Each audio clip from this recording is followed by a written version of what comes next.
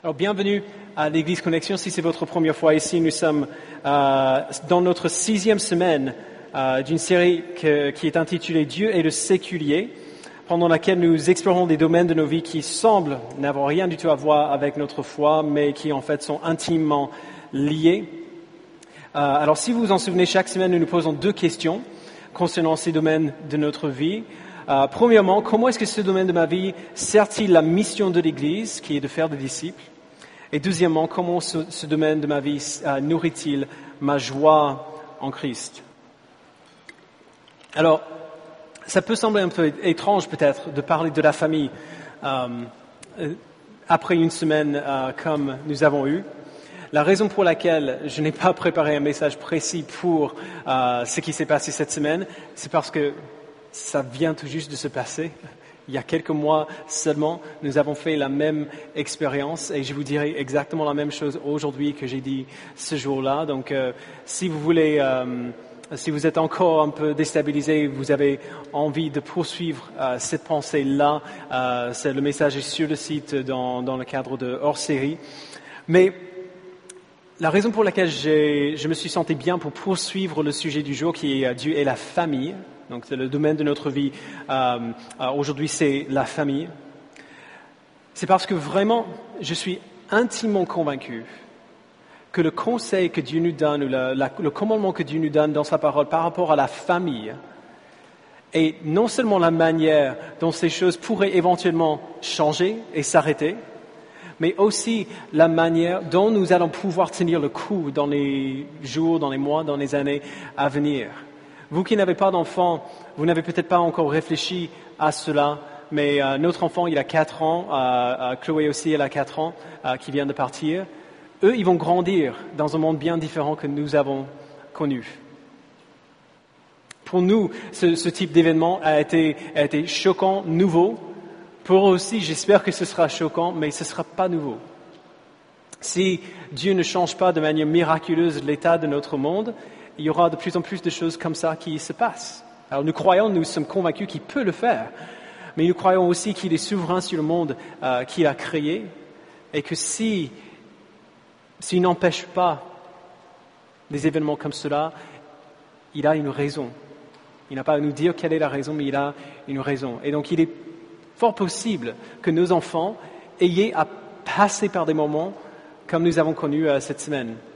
Et donc ce n'est que en leur enseignant ce que dit la parole au sujet de Dieu, au sujet de lui-même, au sujet du monde, qu'ils vont pouvoir tenir le coup. Et nous avons besoin, surtout si pour vous qui n'êtes pas parents aujourd'hui, on a besoin de connaître ces choses bien à l'avance pour être prêts aux questions qui vont sûrement venir. Et donc c'est pour cela qu'on va quand même poursuivre notre sujet que nous avions prévu dès le départ.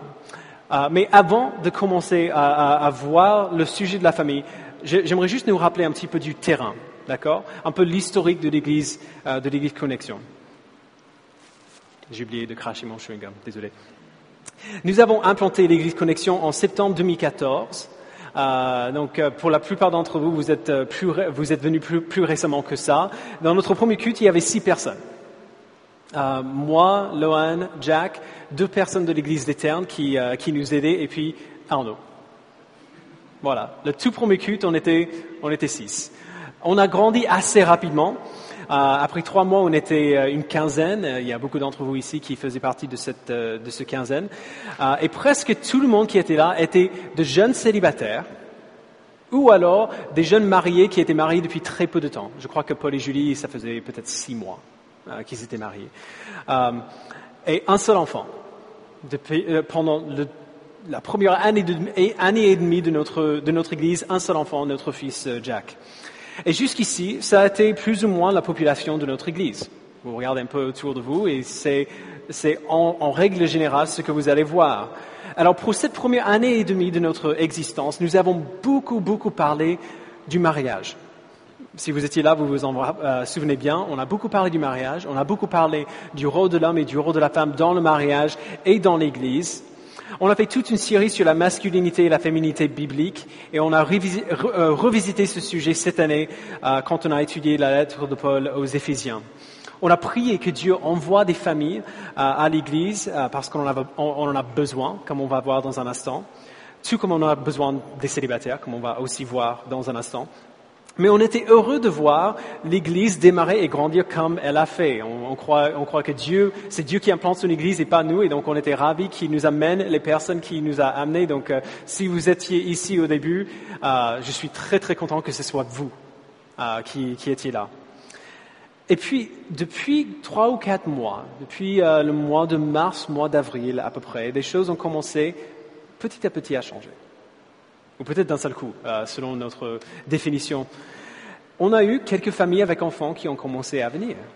Pour la première fois, à plusieurs reprises, on a eu jusqu'à 8 enfants avec nous. Alors aujourd'hui, il y a très peu de monde parce que c'est le week-end du 14, donc il y a beaucoup de monde qui est parti, mais quand tout le monde est là, on a 8 enfants à l'école du dimanche ou au culte d'enfants.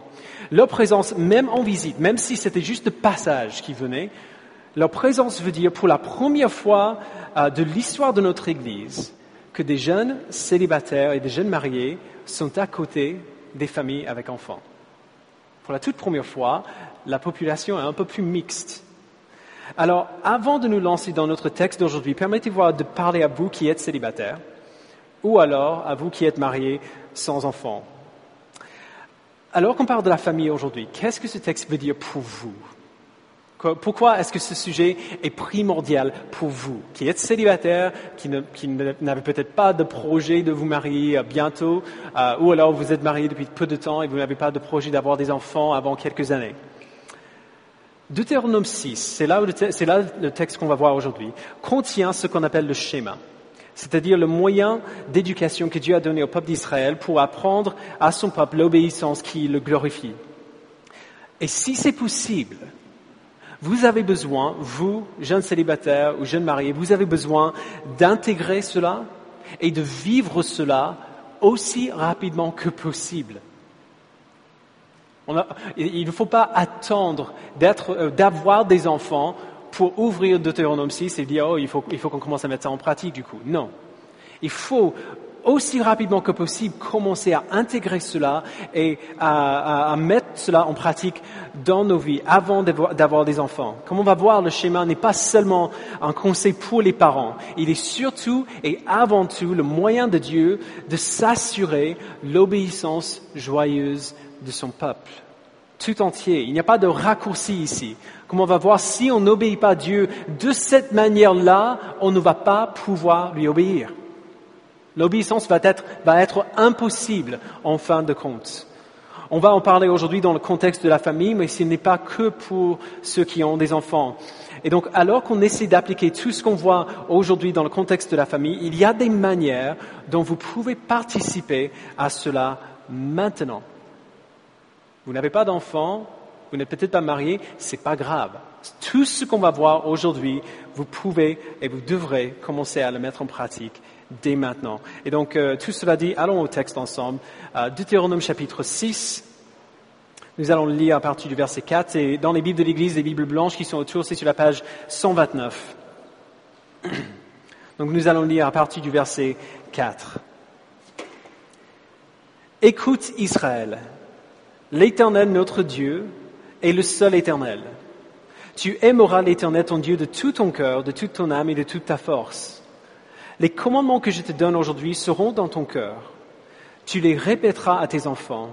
Tu en parleras quand tu seras chez toi, quand tu seras en voyage, quand tu te coucheras et quand tu te lèveras. Tu les attacheras à tes mains comme un signe, et ils seront comme une marque entre tes yeux. Tu les écriras sur les montants de la porte de ta maison et sur les portes de la ville. Que Dieu bénisse la lecture de sa parole. Alors, on va commencer là où il commence. Tu aimeras l'Éternel, ton Dieu. Donc, versets 4 et 5. Deutéronome 6, versets 4 et 5 s'appelle le schéma, comme on l'a vu.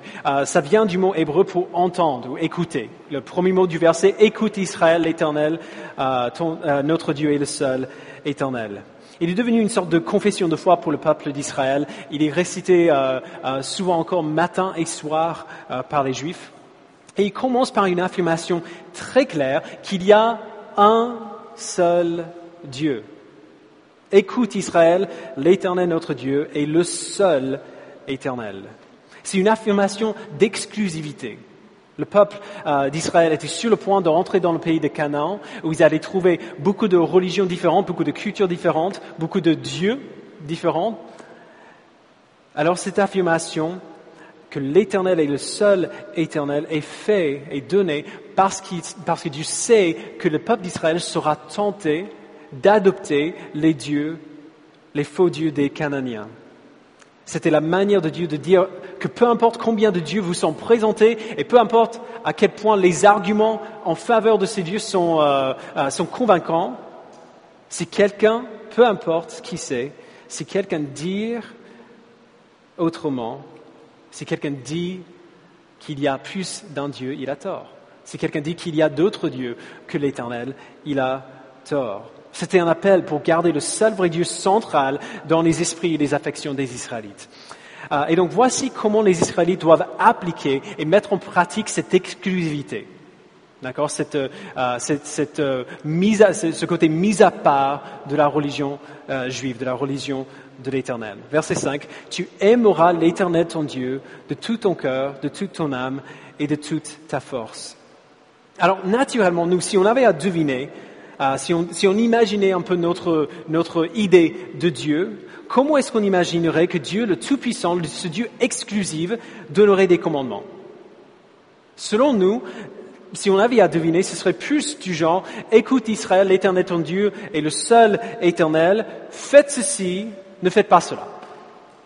Voici la liste de choses à faire pour me plaire, voici la liste de choses à faire pour ne pas me plaire, des choses qui me fâchent. » Si on avait à deviner, on donnerait un commandement à peu près comme ça. Alors Dieu arrive bel et bien aux choses qui lui plaisent et aux choses qui ne lui plaisent pas dans sa loi, mais ce n'est pas par là qu'il commence. Ce n'est pas le début. Le premier commandement qu'il donne dès le départ, c'est de l'aimer. Aimez l'Éternel, ton Dieu, votre Dieu, de tout votre cœur. Si vous êtes ici depuis quelque temps, vous m'aurez entendu parler de cette question merveilleuse de Jamie Smith. On l'a parlé un peu vendredi soir avec les hommes. Si je veux vraiment savoir qui tu es, pourquoi tu es comme ça, qu'est-ce qui te fait fonctionner comme ça, la question que j'aurais envie de te poser naturellement, c'est qu'est-ce que tu sais ou qu'est-ce que tu crois? On s'identifie par rapport souvent soit à notre religion, soit à notre éducation. Mais il dit que la question que je dois te poser, si je veux vraiment savoir qui tu es, n'est pas cette question-là, c'est pas la bonne question à poser. Si je veux vraiment savoir qui tu es, la question que je devrais te poser, c'est qu'est-ce que tu veux? Qu'est-ce que tu désires? Qu'est-ce que tu aimes? Et je crois qu'il a raison, parce qu'on fait toujours ce qu'on aime. On est câblé comme ça. On fait toujours ce que nous aimons. Jack, notre fils, et on parle de la famille aujourd'hui, donc je vais le mentionner quelques fois. Jack est un petit génie pour les puzzles. Je ne sais pas si, pour moi, quand j'étais petit, les puzzles m'énervaient, j'avais aucune patience. Mais Jack, c'est incroyable. Il peut regarder un puzzle, même s'il ne l'a jamais vu, et il peut trouver la solution. Alors, la plupart d'entre vous ici, vous connaissez mon fils. D'accord? Vous connaissez comment il est. Est-ce que vous le décririez comme un garçon de particulièrement concentré, ou calme, ou attentif?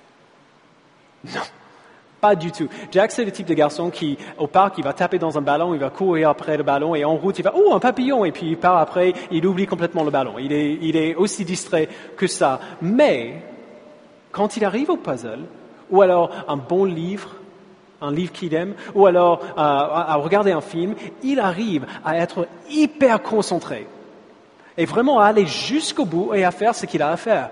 Pourquoi? Parce qu'il aime les puzzles. Il peut faire la même chose avec un livre qu'il aime. Un livre qu'il n'aime pas ne va pas l'intéresser du tout. Il va le regarder 30 secondes et puis après, c'est fini. Un film qu'il aime, pareil. Il peut le faire parce qu'il aime. Tu lui demandes de ranger sa chambre, il ne sait pas où vont ses jouets alors que tous les jours il les ramène du même endroit et on lui dit de les remplacer du même endroit. Il oublie complètement parce qu'il n'aime pas ranger sa chambre. Mais avec les choses qu'il aime, il devient Stephen Hawking. C'est juste incroyable à regarder. La raison pour laquelle Dieu commence avec ce commandement, c'est parce que notre obéissance de ce commandement assure notre obéissance de tous les autres. Il nous donne la capacité d'obéir à tous les autres. Dieu nous a créés. Il sait qu'on est des créatures d'affection, que nous faisons ce que nous aimons, toujours. Il nous a créés pour être comme cela, parce que l'obéissance motivée par le devoir n'honore personne. C'est pour ça que Loane n'aime pas du tout le Saint-Valentin. Elle n'aime pas cette fête parce que si je lui propose des fleurs par obligation, ça ne veut rien dire. On est d'accord? Si je lui donne des fleurs, elle dit « Oh, merci beaucoup » et je dis « Mais je suis ton mari, je suis obligé de faire ça. » Du coup, ça enlève toute valeur au cadeau que je lui fais. Pour que le cadeau veuille dire quelque chose, j'ai besoin d'avoir voulu le faire. Il faut qu'on le fasse dans cet ordre. Il faut qu'on commence par l'amour. Aussi parce qu'on ne peut pas donner une règle et par notre volonté seule insister sur le fait d'accomplir la règle et puis s'attendre à ce qu'on aime la règle par la suite. Ça ne marche pas comme ça. On s'en lasse très rapidement. Il faut qu'on commence par l'amour et du coup la règle qui vient après nous est facile parce que ça vient de quelque chose qu'on aime. Si nous aimons Dieu, nous aimerons ce qu'il aime. Si nous aimons Dieu, nous aurons envie d'aller dans son sens. Nous aurons envie de nous coller à sa volonté pour nous. Si nous aimons Dieu, les commandements de Dieu ont du sens et sont possibles. Alors la question, c'est comment on fait cela? Comment est-ce qu'on aime Dieu? On a fait un petit test vendredi soir avec quelqu'un, je crois que c'était Erwan, on a parlé du foot, désolé. On a parlé du foot et on avait discuté du fait que moi et Erwan, on n'est pas trop foot ni l'un ni l'autre. Et donc on a fait un test. Erwan décide maintenant d'aimer le foot. Et évidemment, il n'en est pas capable. Moi non plus. C'est quelque chose qui est hors de nos mains. On ne peut pas décider d'aimer quelque chose. On peut décider de le faire, d'être assidu, même d'être concentré, mais on ne peut pas décider d'aimer quoi que ce soit. C'est complètement hors de nos mains. Et donc, du coup, comment est-ce que Dieu peut nous donner un tel commandement? Est-ce qu'il va nous donner ce commandement sans nous donner le moyen d'apprendre à nos cœurs à l'aimer? Bien sûr que non. Le texte nous aide ici. Verset 6. Les commandements que je te donne aujourd'hui seront sur ton cœur. Connaître et aimer Dieu signifie connaître et aimer sa parole. Et vice-versa. Ça va ensemble. Ce n'est pas la seule chose à faire. Évidemment, il y a d'autres choses que nous pouvons faire pour nourrir nos affections pour lui, mais c'est par là que nous devons commencer. Il y a plusieurs manières de s'approcher de la Bible. Comme on a vu dans notre atelier récent sur les disciplines spirituelles, si vous étiez là, on a parlé de la lecture, de l'étude et ainsi de suite. Mais d'abord, il faut qu'on lise. Si on veut aimer Dieu, il faut savoir qui il est. Il faut savoir comment lui se présente à nous. Parce que sinon, on aime une idée que nous nous sommes faites de lui et pas lui-même. Il est incroyable de constater combien de chrétiens croient que la Bible est la parole de Dieu et disent aimer Dieu sans jamais ou quasiment jamais lire sa parole, qui n'ont pas l'habitude de lire sa parole. Et sa parole en entier. Je sais que ce n'est pas toujours facile de lire la Bible. Je le sais bien. Mais il faut qu'on comprenne, si on dit qu'on aime Dieu, mais on ne lit pas sa parole, c'est comme un homme qui dit « j'aime ma femme tant qu'elle ne parle pas. Tant qu'elle n'ouvre pas la bouche, je l'aime beaucoup. » C'est exactement ce que nous disons quand nous disons que nous aimons Dieu et que nous n'allons jamais à sa parole, nous ne lisons pas sa parole de manière régulière. Si je veux avoir une relation avec mon épouse, il faut qu'on se parle. Il faut qu'on communique, il faut qu'il y ait un va-et-vient entre nous. Sinon, ce n'est pas une relation, c'est peut-être une colocation, mais ce n'est pas une relation. Nous avons besoin de la parole pour connaître Dieu et nous avons besoin de le connaître pour l'aimer. Si nous aimons Dieu, nous aimerons entendre ce qu'il a à nous dire et il nous parle par sa parole. Et non seulement si nous aimons Dieu, nous aimons sa parole, mais nous en avons aussi besoin. Nous avons besoin de la parole. La parole de Dieu est l'oxygène de nos âmes. Paul a dit à Timothée, dans 2 Timothée 3, verset 16, « Toute l'écriture est inspirée de Dieu et utile pour enseigner, pour corriger, pour convaincre, pour instruire dans la justice, afin que l'homme de Dieu soit formé et équipé pour toute œuvre bonne. » Si le but de l'élection, comme Paul dit dans Romains 8, c'est d'être conforme à l'image de son Fils, à l'image de Jésus, dans la parole, par la puissance de l'Esprit, nous avons ici, dans ce livre, tout ce dont nous avons besoin pour être formés et équipés pour toute bonne œuvre. Nous avons besoin de la parole. Nous ne pouvons pas vivre sans la parole de Dieu. Toute la parole de Dieu, pas juste les psaumes, mais toute la parole de Dieu qui est utile pour nous enseigner, pour nous instruire. Elle est l'oxygène de nos âmes. Alors on lit sa parole, on l'étudie pour mieux comprendre son sens. On y médite pour laisser nos esprits s'imprégner de ces vérités comme un marinade sur un bon steak. On la mémorise pour la garder dans nos esprits et dans nos cœurs.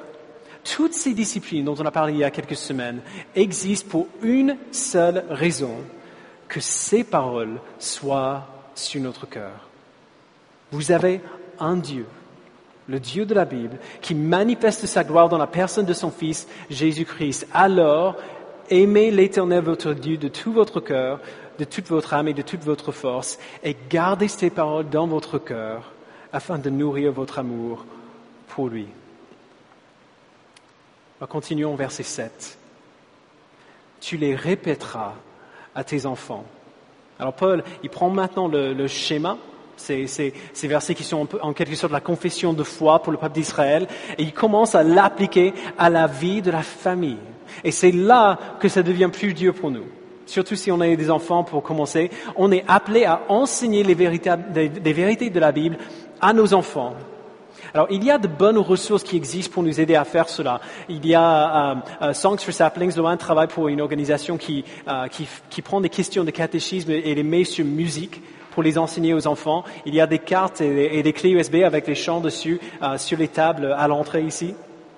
Il y a la Bible te raconte Jésus, il y a, je ne me rappelle plus du titre, mais la théologie pour les tout-petits, qui est aussi sur la table derrière. Il y a des ressources pour faire cela. Mais cette idée de répéter la parole à nos enfants, de leur enseigner la parole, nous intimide en tant que parents. Parce que ça ne suffit pas de simplement écouter et de lire. Si vous avez des enfants, vous savez bien, ils posent des questions. Ils posent des questions sans cesse. Mais pourquoi? Mais pourquoi? Mais pourquoi? Mais pourquoi? Mais pourquoi? Et on va jusqu'au bout du fil, jusqu'au moment où on doit dire, je n'en sais rien. On doit savoir leur dire, leur répondre. Il faut qu'on sache au moins quelques réponses à ces questions-là, même si nos réponses sont un peu trop difficiles pour eux. Et donc c'est très intimidant. Comment enseigner à un enfant des vérités qui sont si complexes? Comment trouver le temps pour le faire? On a du mal juste à les faire sortir du lit, leur donner à manger, les habiller pour arriver à l'école à l'heure. Comment est-ce qu'on va trouver le temps pour le faire? Le texte nous aide là aussi. Et il ne nous donne pas un plan de leçon pour l'école du dimanche ou pour un culte des enfants. Ce qu'il nous dit est beaucoup plus simple que cela. Donc, verset 7 encore. Tu les répéteras à tes enfants. Tu en parleras quand tu seras chez toi, quand tu seras en voyage, quand tu te coucheras et quand tu te lèveras. Alors, laissez-moi vous dire comment ça fonctionne chez nous. Je sais que Jack, il n'a que 4 ans, donc on a beaucoup de choses encore à apprendre, mais voilà ce qu'on fait à la maison. On a des temps qui sont mis à part pour cela, et on a des moments qui sont beaucoup plus spontanés. Notre premier temps mis à part, c'est le matin, quand on prend le petit-déj. On mange ensemble, et pendant le petit-déj, on utilise Songs for Saplings pour faire le tour des questions de catéchisme avec Jack. On fait un chant par semaine, une question par semaine, une réponse par semaine. Et on répète tous les matins la même question, la même réponse avec le chant qui va avec, pour lui enseigner les vérités fondamentales de la foi chrétienne. On lui parle de ce que ça veut dire, même si bien souvent c'est compliqué. Ce matin c'était assez drôle, la nouvelle question qui arrive le dimanche. La question c'était comment est-ce que Jésus étant Dieu est devenu un homme? La réponse c'est que le Saint-Esprit a conçu, la Vierge Marie a conçu Jésus par le Saint-Esprit. Expliquer à un enfant ce que ça veut dire, naturellement, ça amène aux questions, mais d'où viennent les enfants? D'habitude, c'est papa qui met dans le ventre de maman, mais comment il a fait? Il a même demandé, alors tu m'as mis dans la bouche de maman pour que je sois dans son ventre? Pas exactement, mais ça, on va parler plus tard. Tu vois, il y a des questions qui sont difficiles quand on parle de ces choses-là, mais on le fait ensemble. On lui en parle, on écoute le chant, on le chante ensemble et on prie. Tu en parleras quand tu te lèveras. Puis après, il y a toutes sortes de temps spontanés. D'habitude, c'est moi qui amène Jack à l'école et sur la route, on se parle l'un à l'autre. Tu sais comment maman t'a pardonné ce matin d'avoir fait ces bêtises, d'avoir cassé ce cadre? Oui. Tu sais pourquoi elle t'a pardonné? Non. Parce que Dieu l'a pardonné aussi. Alors déjà là, c'est difficile pour lui d'imaginer que maman a pu faire des bêtises aussi dans sa vie. Mais voilà, Dieu l'a pardonné aussi. Et tu sais pourquoi Dieu l'a pardonné? Parce qu'il a déjà puni Jésus pour elle. Jésus a pris sa place. Il a accepté d'être puni pour maman afin que Dieu puisse la pardonner. Et il le comprend. Il comprend cela. Tu en parleras quand tu seras en voyage. Avant le dîner, on joue ensemble. L'un de nous va faire à manger alors que l'autre va jouer avec Jack. En ce moment, il est grand fan de dinosaures. Alors, il sort toujours ses petits dinosaures en plastique pour jouer. Alors, du coup, on peut en profiter. Alors, qui a créé le T-Rex? C'est Dieu qui l'a créé.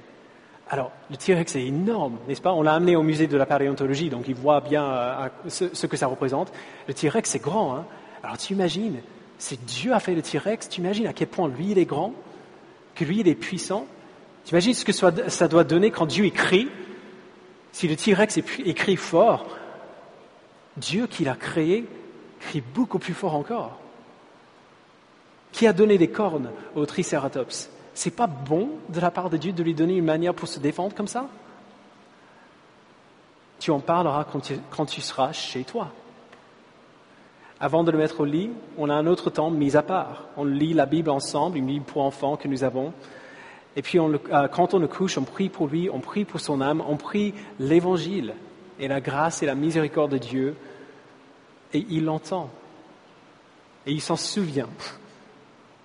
Tu en parleras quand tu te coucheras. Vous voyez, on parle des choses quand on est chez nous, quand on est en marche, quand on se couche, quand on se lève. Dieu nous a donné ces moments pour qu'on en profite, pour enseigner à nos enfants la bonté de Dieu, pour leur enseigner la vérité. Et vous voyez bien, il n'y a pas de plan de leçon. On n'a pas besoin de faire un plan de lecture ou vraiment une leçon de A à Z avec nos enfants. On peut en parler des manières absolument ordinaires, alors qu'on fait autre chose, et nos enfants répondent et intègrent ces vérités-là. Et c'est incroyable combien ils s'en souviennent. Alors ceux qui n'ont pas d'enfants, laissez-moi vous parler un instant.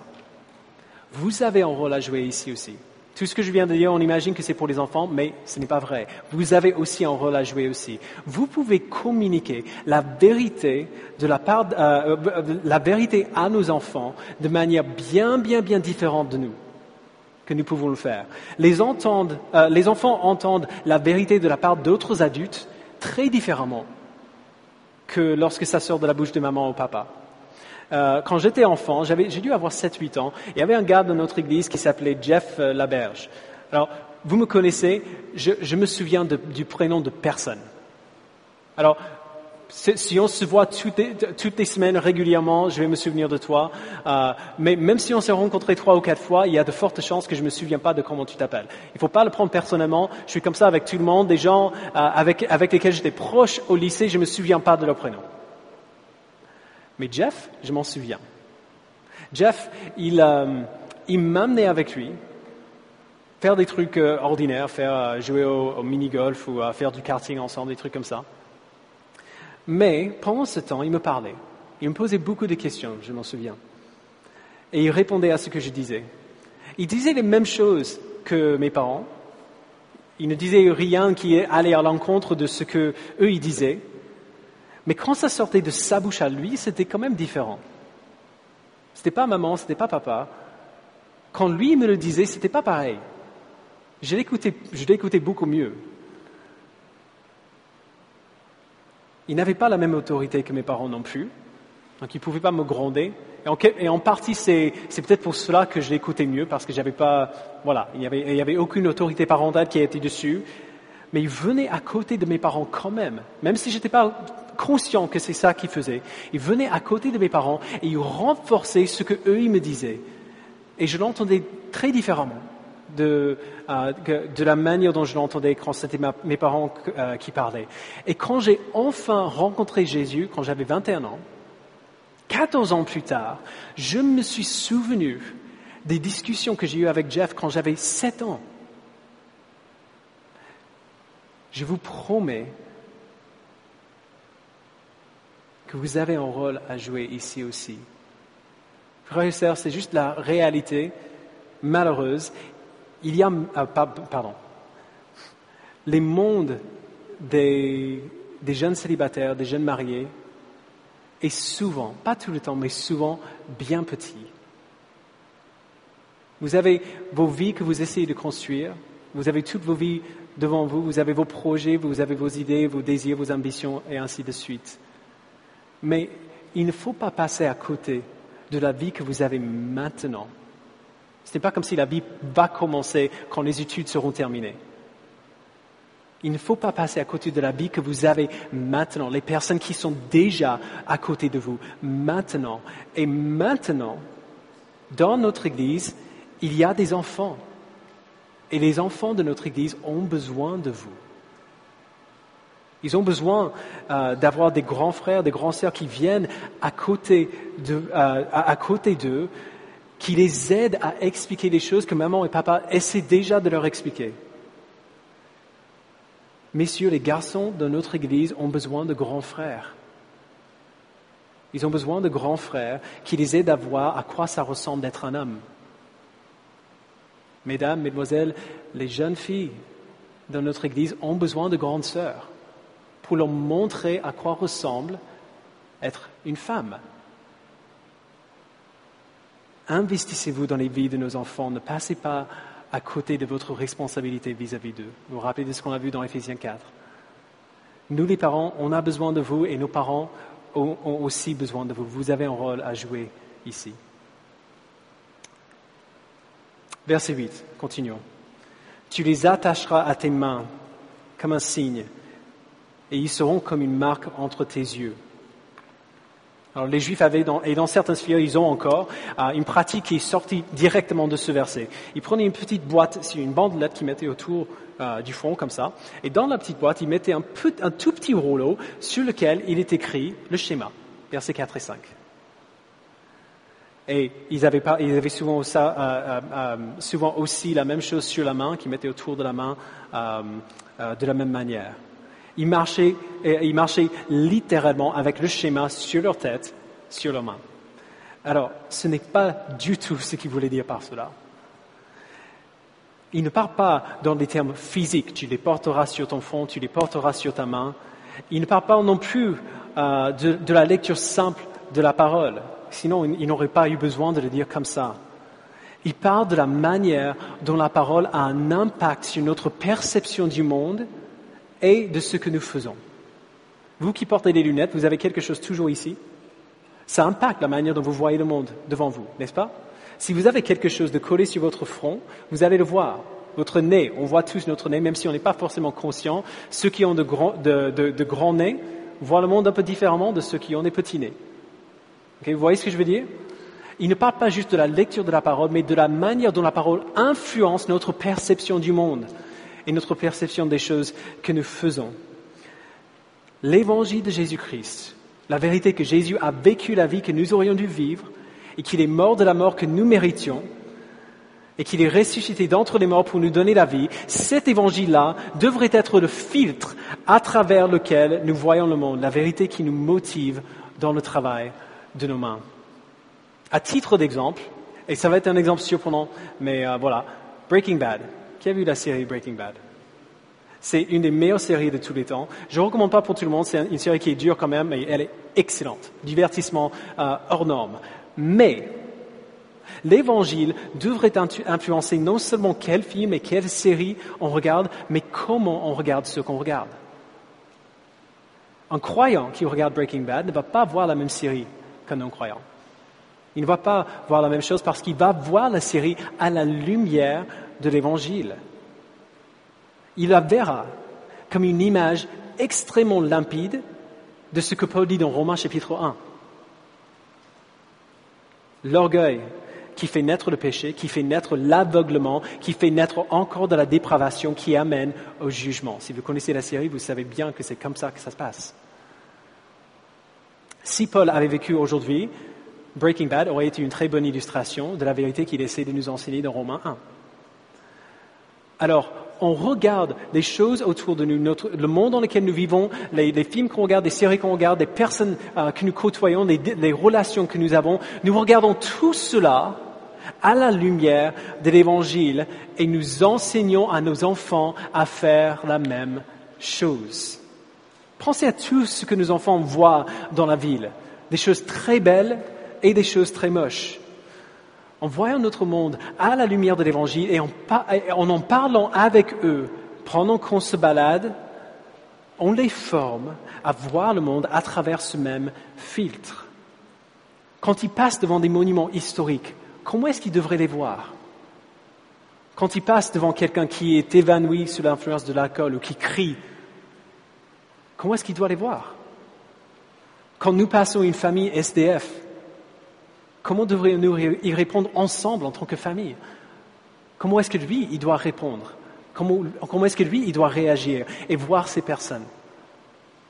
En vivant dans la ville, Dieu nous donne une abondance d'occasions pour enseigner à nos enfants comment voir le monde à travers le filtre de l'Évangile. Et encore, vous qui n'avez pas d'enfants, vous avez un rôle à jouer ici aussi. Pendant que vous faites des disciples de nos enfants, parce que c'est vraiment ça qui se passe, faites de toutes les nations des disciples, y compris nos enfants. Pendant que vous faites des disciples de nos enfants, comment les aidez-vous à voir le monde autour d'eux?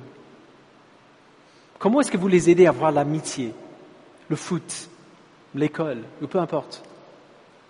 Quelles questions leur posez-vous? Qu'est-ce que vous répondez à leurs questions? Quelles implications de l'Évangile les aidez-vous à voir?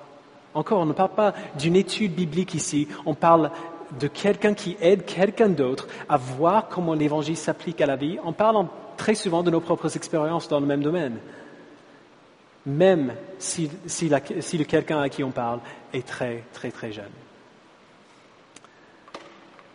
Verset 9.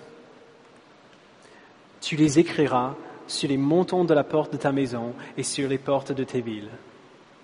Vous savez qu'à l'entrée des catacombes à Paris, version légale, à l'entrée des catacombes, je ne sais pas si vous avez déjà fait, mais il y a sur le montant de la porte, il est gravé « C'est ici l'empire de la mort ». Alors moi qui aime bien des trucs un peu noirs comme ça, moi la première fois où on était avec Lorraine il y a 12 ans, ça m'a fait flipper, j'ai adoré. Okay, de savoir bien, là ce qu'on va voir c'est lourd quoi.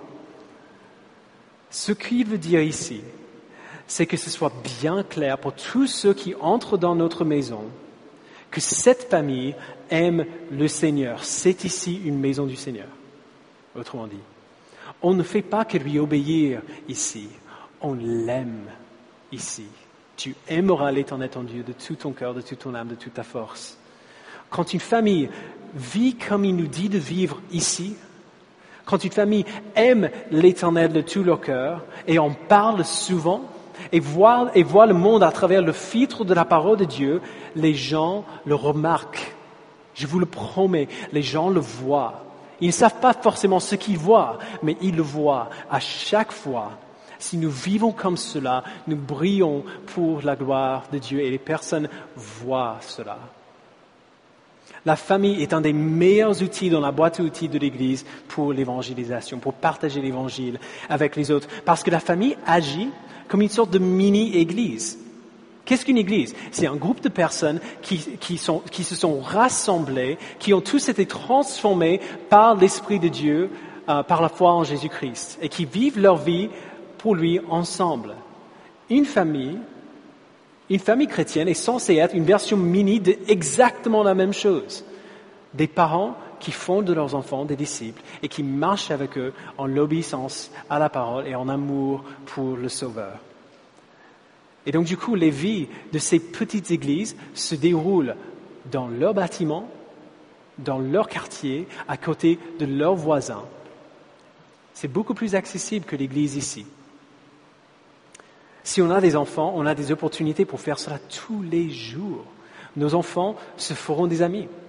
Ils auront envie d'amener ses amis à la maison pour jouer. Ils auront envie qu'ils viennent passer la nuit à la maison. Ils voudraient aller au parc ensemble et ainsi de suite. On est en contact avec les mêmes personnes alors que nous amenons nos enfants à l'école et qu'on va les récupérer. Tout le monde rencontre de temps en temps, même si on n'a pas d'enfants, tout le monde rencontre ses voisins de temps en temps. Est-ce qu'on profite de ces occasions? Est-ce que nos voisins savent que ici, c'est une maison du Seigneur? Chaque jour présente une occasion pour montrer la joie de la gloire de Dieu au monde, parfois de manière flagrante et parfois de manière beaucoup plus subtile, mais chaque jour, il y a des occasions pour le faire. Et vous, qui n'avez pas d'enfants, vous savez ce que je veux dire? Vous avez un rôle à jouer ici. Une des choses qui surprend le plus nos voisins et nos amis à nous, c'est que nous passons beaucoup de temps avec des gens qui sont bien plus jeunes que nous. Ils nous posent la question, et ça vient souvent. Les gens ont tendance à passer du temps avec les gens qui sont comme eux.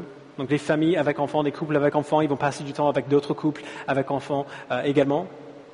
Mais vous nous connaissez, on passe une grande partie de notre temps avec vous, avec des gens qui ont 10 ans ou moins, ou plus de moins que nous, des gens qui sont célibataires, des gens qui n'ont pas d'enfants. Ne pensez pas que nos voisins et nos amis, c'est-à-dire les couples avec enfants, ne l'ont pas vu, ne l'ont pas remarqué. Ils ont bien vu. C'est une des manières dont les gens que nous connaissons voient notre famille de manière différente. Ils trouvent que c'est bizarre et bizarrement attirant. Nos voisins ont remarqué qu'on a tout le temps des jeunes célibataires qui viennent chez nous et ils nous posent la question, mais pourquoi? Qui sont ces gens-là? Et là, du coup, on peut parler de ce que nous, on tire de votre présence chez nous aussi. C'est pas juste que je suis le pasteur de l'église et donc les gens viennent chez nous. Non. On aime passer du temps avec vous. Et c'est une manière de présenter l'unité de l'église au monde.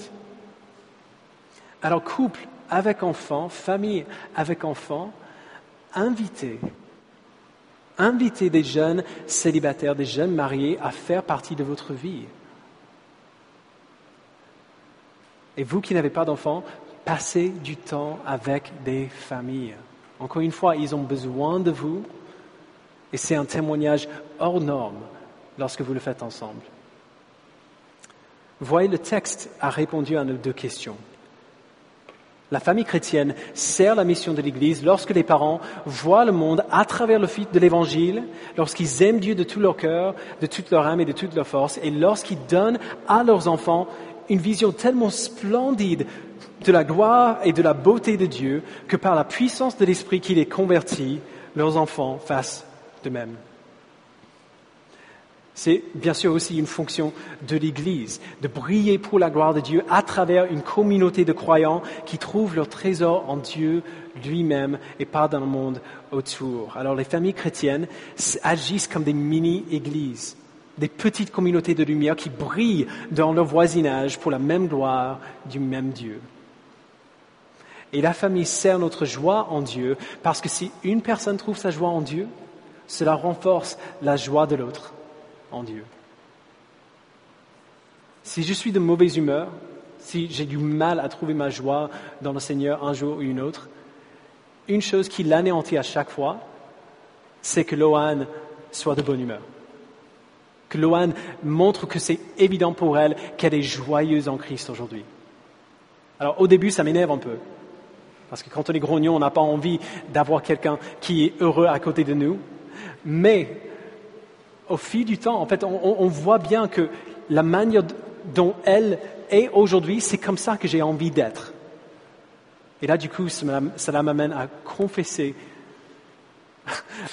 mes péchés devant Dieu et à lui demander d'être mon trésor et d'être ma joie de nouveau. La joie d'une personne renforce la joie d'une autre. Et je l'ai déjà dit dans le passé, il y a peu de choses qui produisent plus de joie en nous que de faire des disciples de Jésus, de voir des personnes rencontrer Jésus et trouver en lui leur plaisir et leur joie et leur trésor.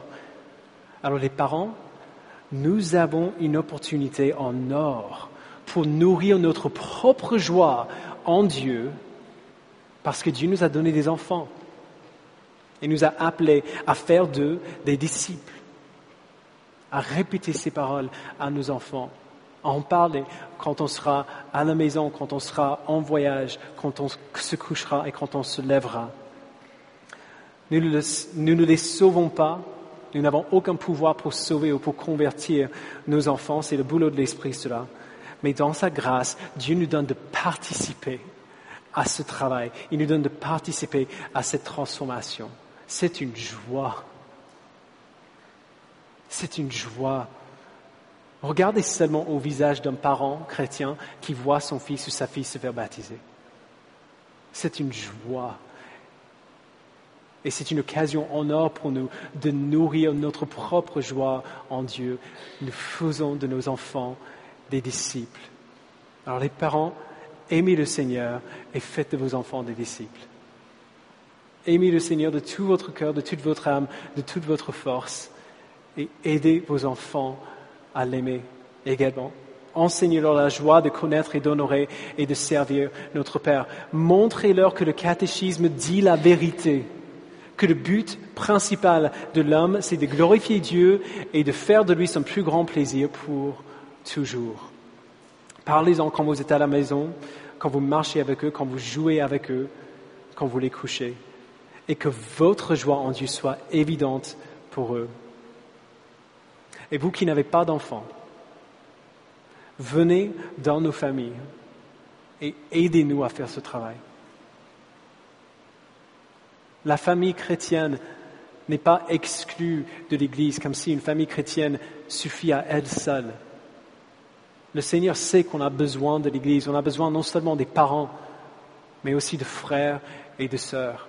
Nous les parents, on a besoin de nos frères et sœurs pour nous aider, pour venir à côté de nous et pour renforcer ce que nous essayons d'enseigner à nos enfants, parce que ils l'entendront de manière bien différente de votre part. Nos enfants ont besoin de grands frères et de grandes sœurs. Nous avons besoin de vous et nos enfants ont besoin de vous. C'est un travail véritablement de toute la famille. Prions ensemble.